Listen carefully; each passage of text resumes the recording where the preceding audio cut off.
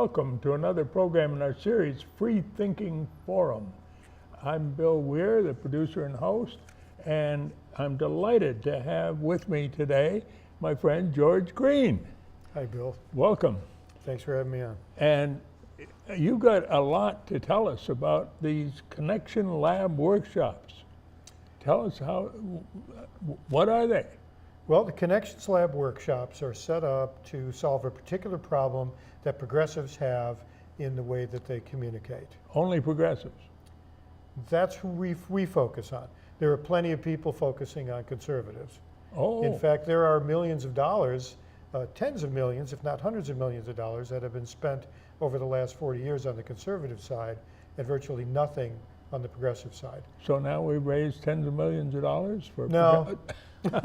That'd be great, but we're still working on that. But we decided, like anything that happens on the progressive side, it needs to start at the grassroots. So we started at the grassroots. Oh, you're at the grassroots, I know. Yeah, I started about 10 years ago, and now we've taken it to another level. Things have gotten quite a bit better, and we're getting some help from our top client, the DFL, and we're also working with indivisible groups and with other organizations around the state. And you're building on a particular author's work.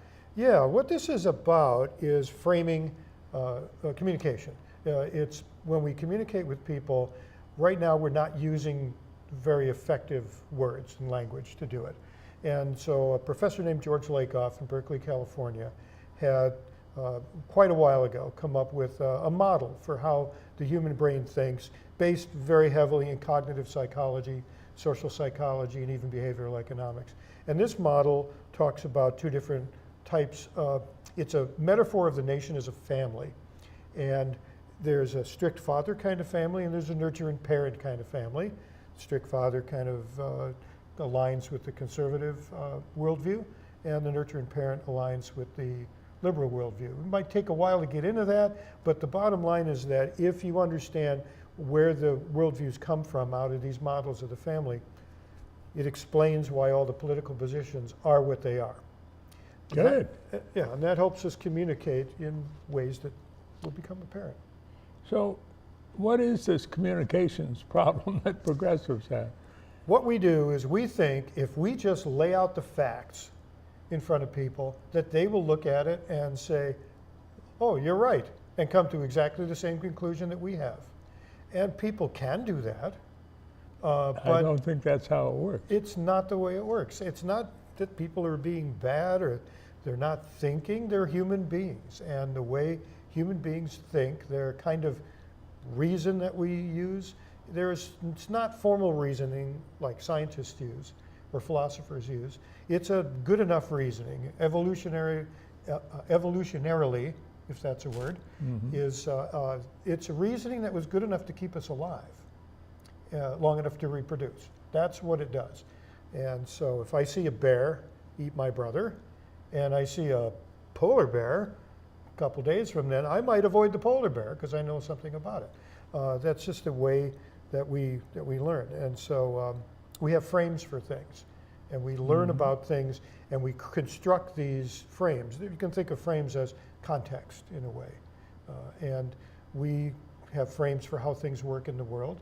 And as you can imagine, when you get into politics, the frames are different for conservatives and they're different for progressives. Yeah, even dogs make frames of the source of food. Sure, rats and mazes, Yeah. We all learn through frames. So is that all that's wrong with our communications?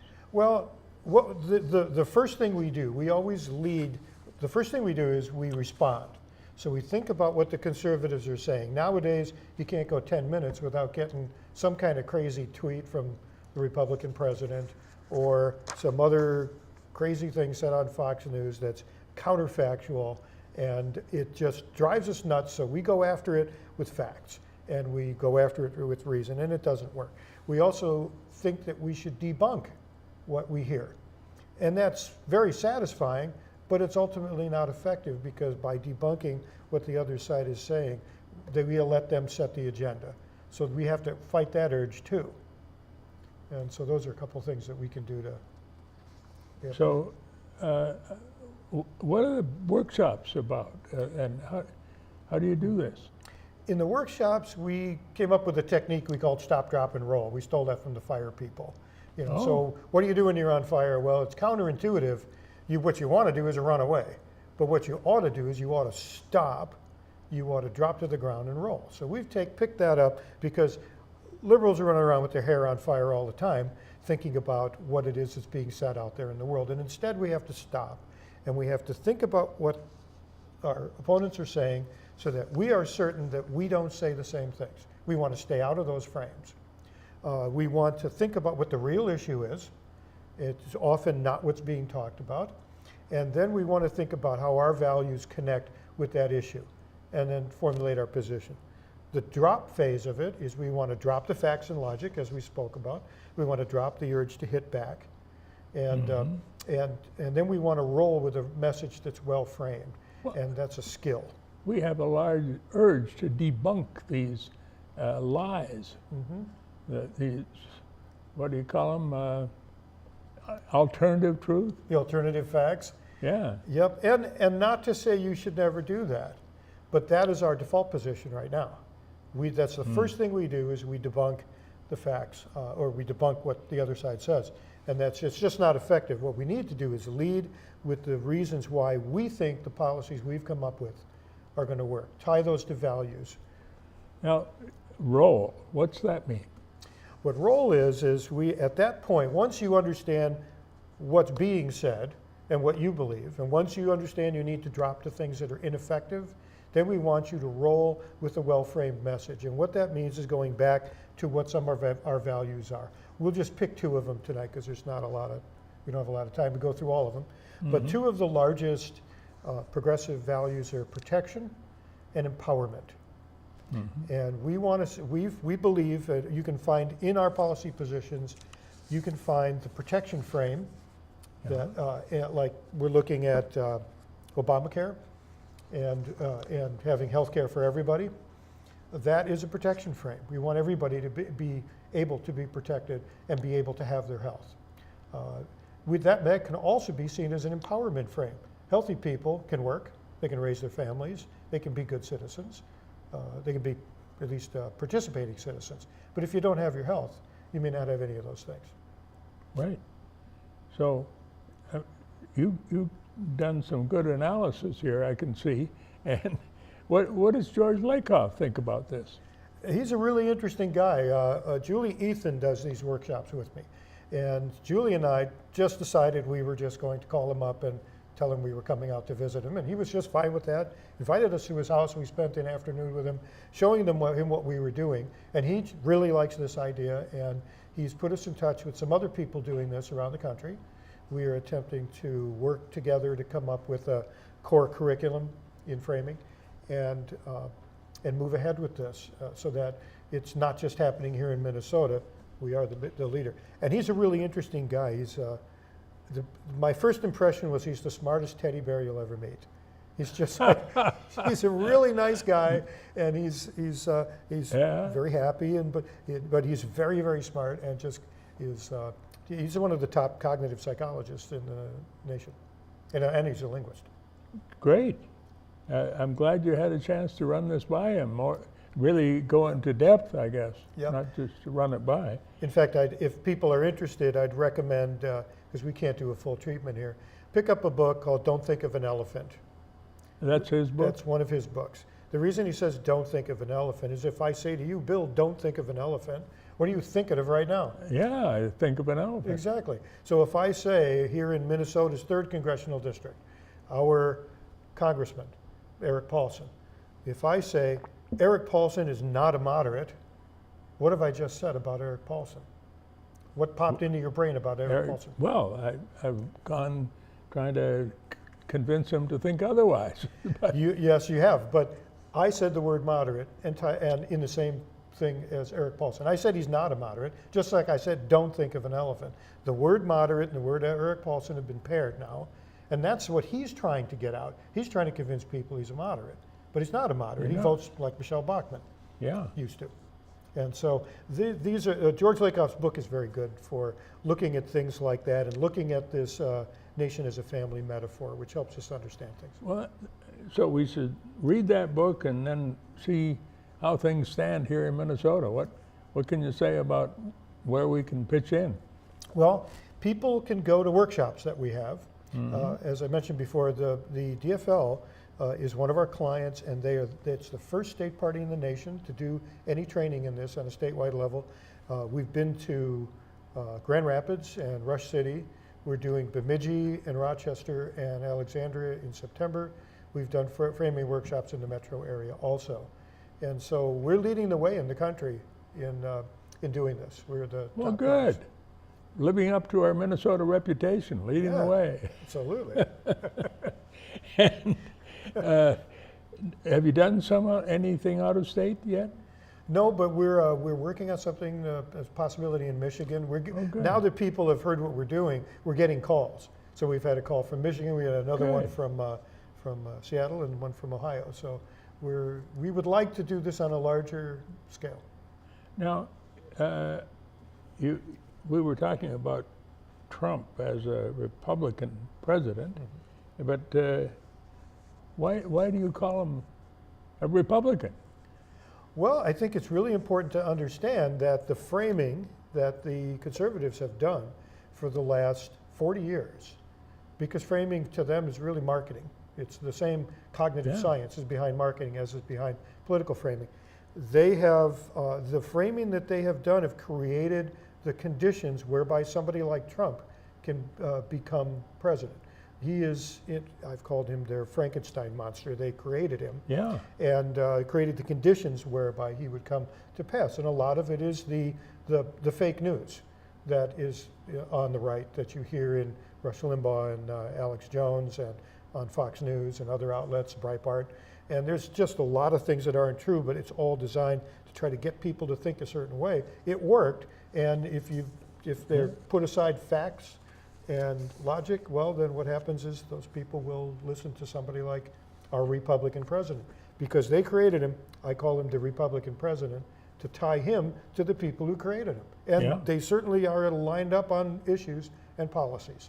So, Even though he's not all in the line of previous Republicans.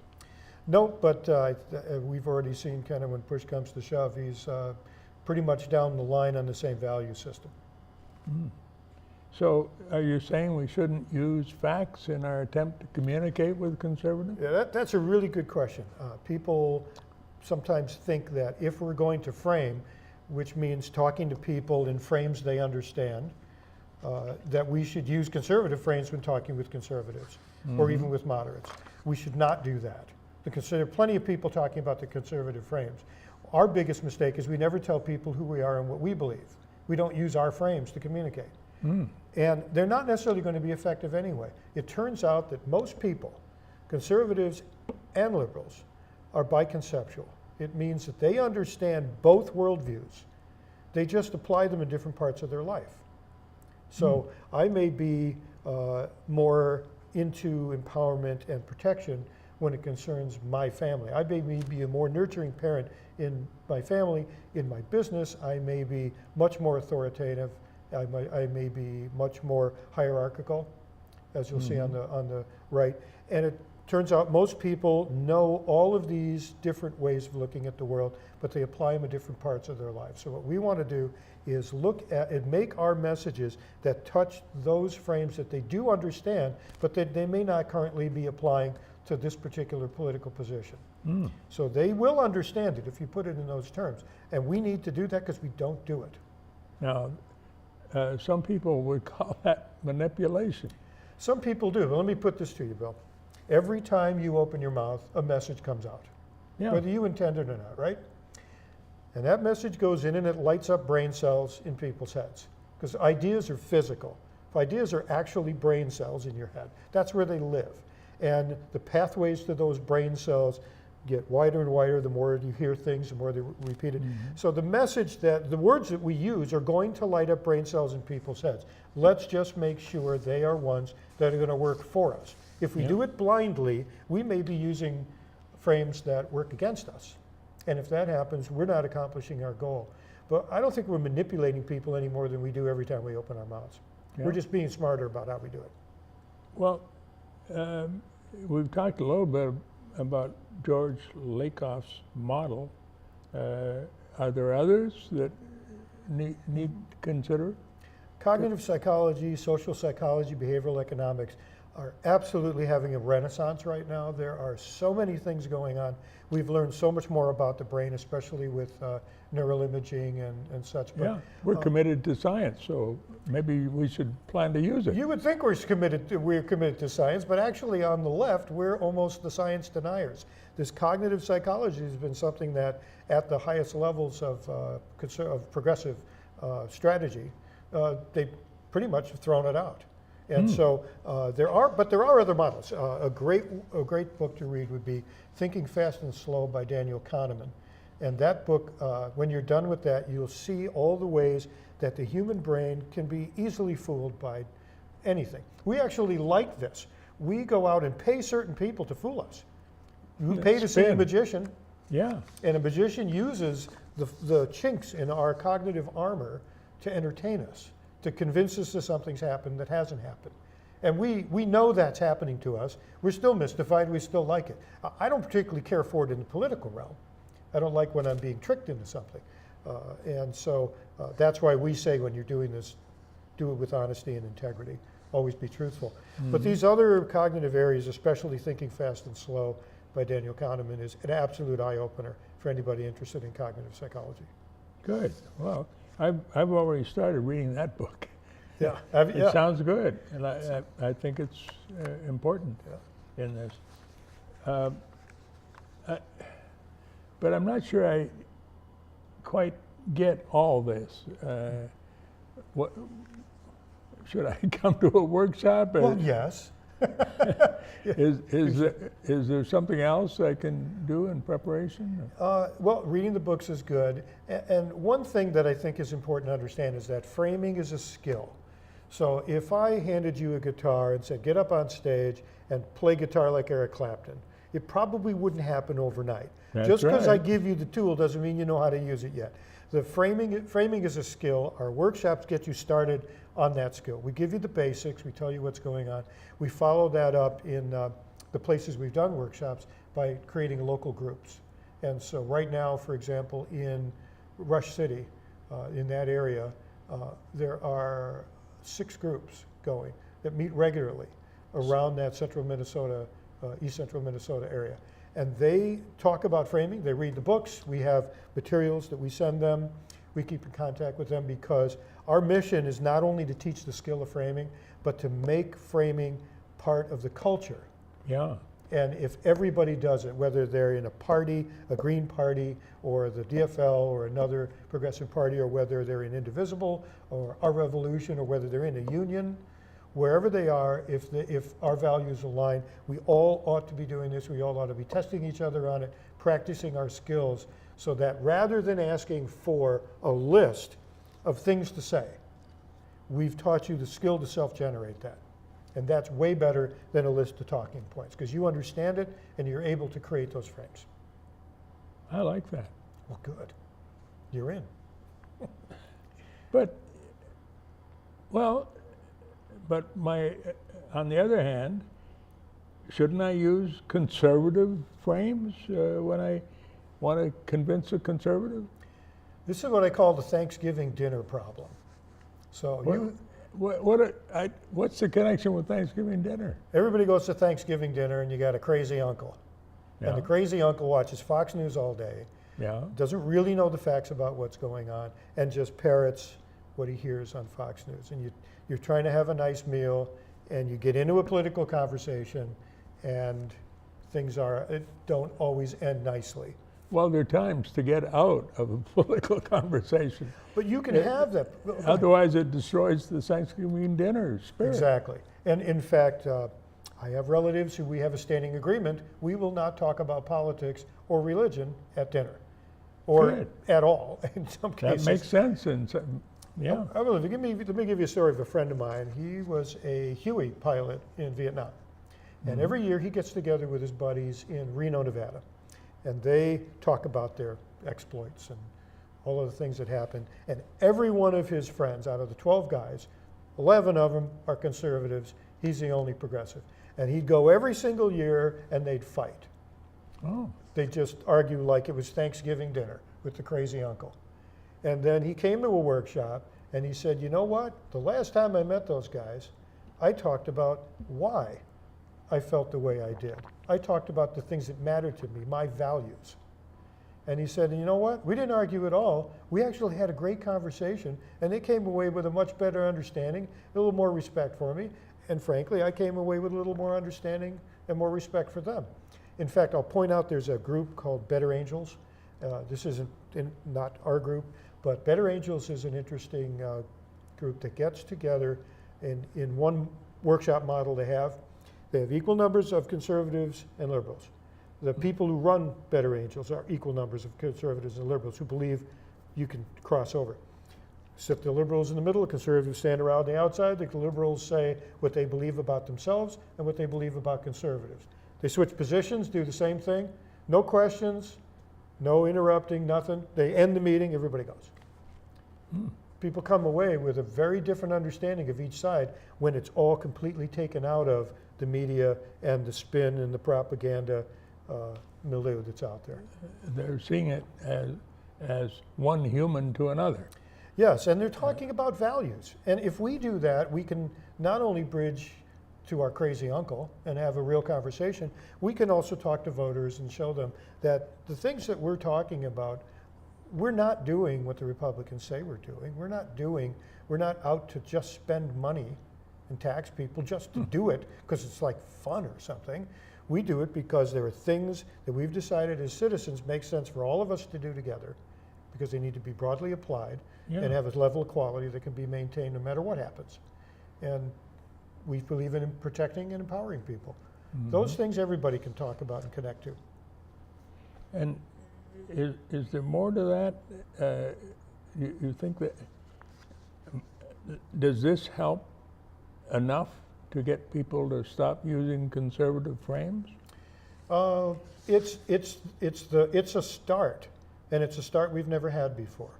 If people are not learning how to do this, they're never going to do the stop part to say what's going on and let's change the way we communicate. It feels weird. It feels when you're learning this that it's a round peg or a square peg in a round hole. It feels counterintuitive. You want to do these other things. So but what we find is when people leave the workshops, they often say, we never thought about it this way before. This really opened my eyes about how I communicate. I think it's going to take me a while to get it, but now I know I have to. Now, how long is the workshop? Workshop is 3 hours. Only 3 hours? Well, we have enough material to do at least 2 more 3-hour workshops. But the first one, 3 hours, believe me, is enough. Everybody asks when they leave, people, I want it to be longer, but there is only so much people can do in one sitting. So we do have an advanced workshop that we'll have coming out this next year. We have workshops specifically for candidates. We're working on those, and for field campaigns and field operations. That would sure help if all the candidates were to approach it this way. Yeah. We've had candidates come to our workshops and have walked away with good information. I've interviewed a number of people who are first-time candidates, and there are times when I'd like to encourage them to think a little differently, and I think maybe you have the key there to what some of the ways they should be thinking as they talk to people who see things quite differently. Yeah, let's use what cognitive science gives us. Let's not be the science deniers. Let's go with this inconvenient truth that cognitive science can inform the way that we speak and the way that we persuade people. And we don't have to be only rational. Correct. Actually, stories and other ways, we need to connect with people on an emotional level. That's very important because that will engage them in what we're talking about. And if we make our stories, if we use stories, we make stories about people. Make them about real people. Don't make them up like the Ronald Reagan famously made up the welfare queen driving the Cadillac, which there was no such person. But we don't want anybody to do that. We want people to be truthful and honest and do this with integrity. You can do this with integrity. That's why it's not manipulation. You're talking about what you believe and you're being truthful. Well, I'm trying to think, what, I mean, is there sort of a standard cost to this, or we're not trying to sell it here, but Right. Well, it sounds like a very important, valuable thing. yeah, we only charge $25. Really? $25 for a 3-hour workshop. And that, you know, there's donuts in there and all that. And we sometimes have to rent a space. You know, we're not getting rich off this. We are looking for funding. It's something that progressives don't do on our side. The funding goes directly to elect candidates. There's very little funding put towards framing and messaging. Again, Minnesota being one of the first states that is doing that differently. Well, you know, I guess it doesn't make sense to apply for legacy funding, does it? No. But there are philanthropic foundations that might give you a hand there. There may be ways. Yeah, what I'd like to see at some point is more of an acknowledgement on the people who are regular large donors, who are giving to big campaigns, putting out lots of money, to say, you know what, we need to do more than simply help the candidates pay for lawn signs and hiring staff. We need to say that as progressives, we need a strategy. We need to think strategically over the long term. Let's invest in framing and communication now so everybody on the ground understands how it is, so it becomes part of our culture. And I trust that there are people out there who believe that that is something that's valuable and it's becoming something more and more people are talking about.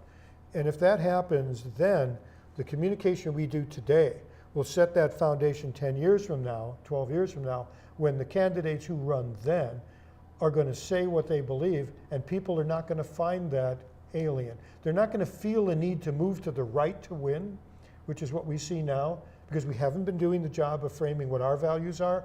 We see the conservatives winning, and so we want to be more like them. And maybe to end this, we talk about Truman's quote, if you give someone a choice between a Republican and someone who talks like a Republican, they'll pick the real one every time. Thank you, George.